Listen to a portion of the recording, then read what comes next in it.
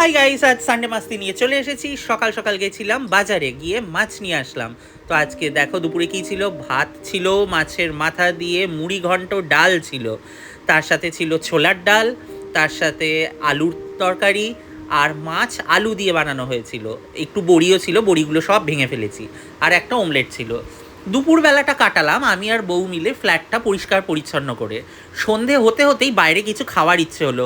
ওগো চলো না ফুচকা খেয়ে আসি। তুমি শুধু এই ছাইপাশি খাও। তুমিই বোধহয় জগতের প্রথম মেয়ে যার ফুচকা পছন্দ না। এর মতো যারা ফুচকা খেতে পছন্দ করো না তারা কমেন্ট করো। তো দাদার থেকে ফুচকা নিয়ে নিয়েছিলাম সন্ধেবেলায়। ফুচকাটা ওয়াজ অ্যামেজিংলি টেস্টি। রাত্রিরে আবার অর্ডার করেছিলাম, ছিল চিকেন প্রন সুইমাই। দেখো সুইমাই ইজ বেসিক্যালি মোমোর মতনই, শুধু ওপরটা খোলা থাকে।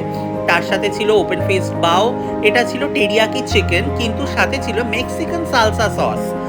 জানি না কেমন কম্বিনেশন, বাট খেতে কিন্তু খুব ভালো ছিল।